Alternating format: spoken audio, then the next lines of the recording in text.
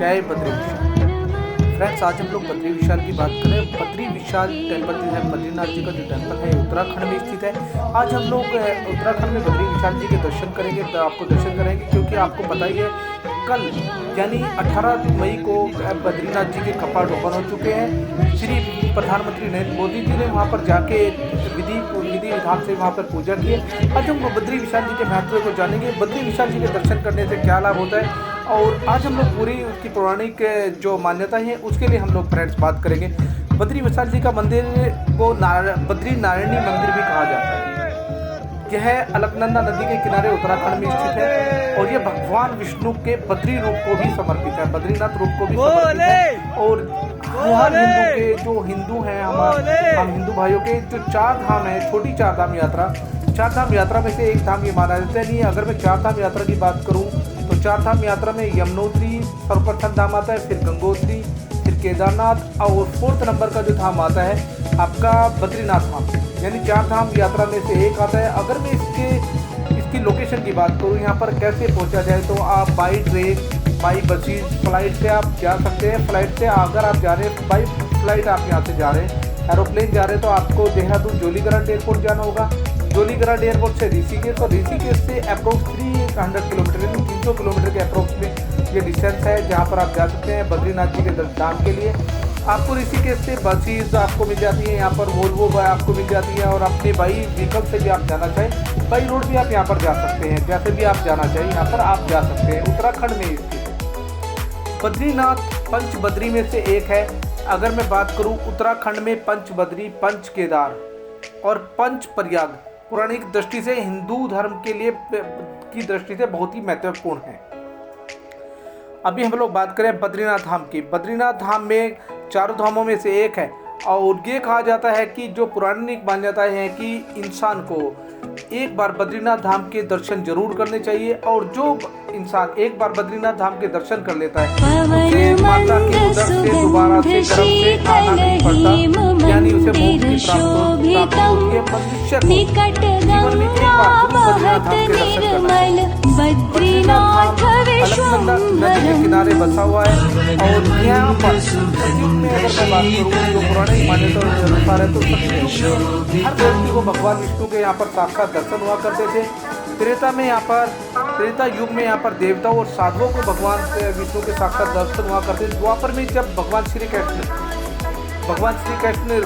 अपने रूप में यहाँ पर जमीन पर मनुष्य रूप में अवतार लेने वाले थे, तो उस समय भगवान विष्णु ने यह नियम बनाया था कि अब से यहाँ जितने भी मनुष्य आएंगे, जितने भी प्राणी आएंगे मृत्यु लोक के, उन्हें भी हम लोग अपने दर्शन देंगे, पर विग्रह रूप में दर्शन देंगे, यानी शिला रूप में उन्हें दर्शन होंगे, शिला के दर्शन होंगे पौराणिक मान्यताओं के अनुसार जो है। और ये वैकुंठ धाम भी माना जाता है। अगर पृथ्वी की मैं बात करूँ तो पृथ्वी पे सबसे बड़ा वैकुंठ धाम माना जाता है, यानी एक वैकुंठ जो अक्षीर सागर में जहाँ पर भगवान विष्णु विराजते हैं, और दूसरा भगवान विष्णु का जो निवास स्थान है, वो पृथ्वी पर जो निवास स्थान है वो बद्रीनाथ धाम है। सिर्फ 2 ही स्थान पर भगवान विष्णु का निवास स्थान माना जाता है। और माना जाता है कि बद्रीनाथ के बारे में यह भी माना जाता है कि कभी भगवान शिव का निवास स्थान हुआ करता था, और भगवान विष्णु ने भगवान शिव से इस स्थान की मांग की थी, तो भगवान शिव ने ये भगवान विष्णु को ये स्थान दिया था। 4 धाम यात्रा में सबसे पहले हम लोग चलते हैं। सबसे पहले अगर 4 धाम यात्रा के लिए हम लोग जाते हैं, तो सबसे पहले हमें गंगोत्री जाना होता है, यानी गौमुख के अगर हमें दर्शन करने तो गंगोत्री, और गंगोत्री से ऊपर गौमुख धारा जो निकलती है, यानी जो माँ गंगा है वो गौमुख से निकलती है। गौमुख से गंगोत्री होते हुए ही सभी प्राणियों के पाप धोते हुए अक्षीर सागर में मिल जाती है।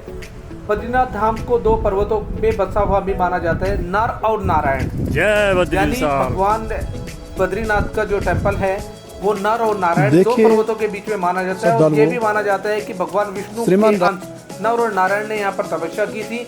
नर अगले जन्म में अर्जुन, और नारायण अगले नेक्स्ट जन्म में जो उसी जन्म में नारायण जो बने थे वो श्री कृष्ण बने थे अगले जन्म में।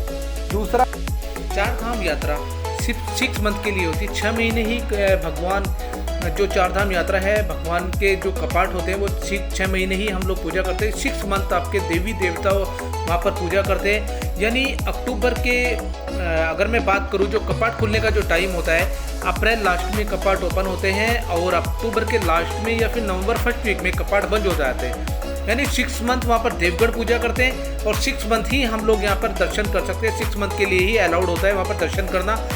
एक वहाँ पर ज्योति स्वरूप होता है, अगर आप कभी भी वहाँ पे जाएंगे तो सबसे जो आश्चर्य होता है या भगवान को मानने के जो आस्था का वो सबसे बड़ा है कि वहाँ पर आपकी 6 मंथ के लिए एक ज्योति स्वरूप वहाँ पर जलता है। यानी जब भगवान के कपाट बंद होते हैं उस टाइम पर पूरे मंदिर को क्लीन कर दिया जाता है। उसके बाद वहाँ पर कोई भी प्रसाद, कोई भी फूल, कुछ भी नहीं होता। बट 6 मंथ के लिए देवगढ़ वहाँ पर पूजा करते हैं। जब भी अप्रैल में जब भी कपाट खोले जाते हैं उस टाइम पर अगर आप जब भी वहाँ पर दर्शन करने जाते हैं तो आपको एक ज्योति स्वरूप और वहाँ पर पुष्प चढ़े हुए मिलते हैं। तो कौन पूजा करता है, ये भी आज एक रहस्य का विषय है। यानी भगवान की आस्था का विषय है कि आप जान सकते हैं कि कौन पूजा करता है वहाँ पर।